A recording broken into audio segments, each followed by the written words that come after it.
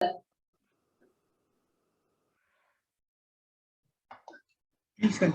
communication style has always been an enigma to me. Being the second girl child of the house, her conversations were always woven around how I had increased the burden of my father. Whenever she would see me, she would make sure to do some comment on my thin body, or she would blame me for any kind of thing, maybe fights for my siblings. As a child of say 5-6 years, I did not know how to respond to that. So gradually, I found my refuge in making my own world, avoiding her. Avoiding her to the extent that I would live in my own sweet little world.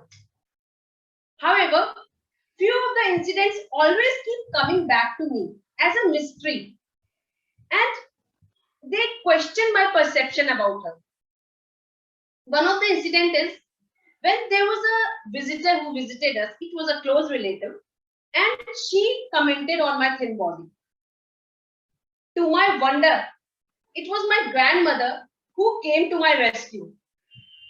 She, in her typical authoritative and direct communication style, said, "What is wrong in being thin? She is so active. Should she be obese? Should she keep sitting at one place? No agility at all?" I had my jaws dropped in disbelief.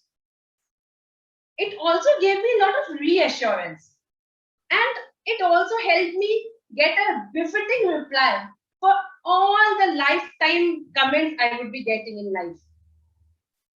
Yet another incident is when I requested my parents to change my school, which also meant change in the city. Again, it was my grandmother who stood like a rock with me. She supported and argued. Because she was an authoritative person, she with her logic and conviction made it happen. And ultimately, we were able to shift from our ancestral place. It was only then that I started coming out of my cocoon. I started interacting with people. I started sharing things with people. I started having friends around. Still, I was very sympathetic with somebody who had to face an authoritative person. One of the close friends once shared with me, "Nupur, I always used to feel that you are very firm and prudish. It is only when I've interacted with you that I feel that you are very supportive." I guess I knew the answer. I never ever used to reach out to anybody from my side. I had a very laconic way of talking, very direct, cut-to-cut conversations. Be it the appreciation, be it the suggestion, I will keep it to myself. Anyways, coming back to my grandmother. So it was in 9th class when she came to live with us for a long stretch. And I really felt there was some difference, even though I used to maintain my safe distance with her. She was still authoritative, but it was the other way around somewhere. She used to scold my siblings for disturbing me. She used to make yummy pickles and make us taste. She used to play with us, cards, chess. It was a little different totally. Once she called me near her and asked, "Nupur, why don't you talk and speak much just like other children?" I told her, "Dadi, I don't understand only what to talk. I keep analyzing my words so that nobody's feelings will get hurt. And by the time my analysis finishes, either the person has moved or the conversation has moved." She laughed and replied very lovingly, "Communication is a funny thing.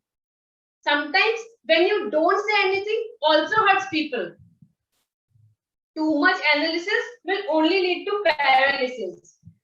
Just speak whatever comes to your mind. It's a democratic country after all. That kind of changed my childhood perception. And I started feeling that my personality was sprouting now. I started reaching out and interacting with people more. I started acknowledging and accepting newer ways of life.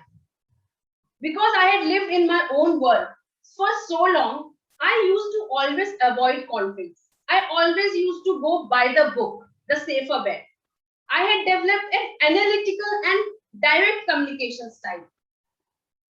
So it was too much for me to actually accept new ideas, to actually acknowledge somebody. But I was doing it so slowly and gradually. I still feel I need to be the initiator. I still feel I need to be more spontaneous. But that's what communication is all about, I guess. Ever evolving, ever changing, unfolding the mysteries of life.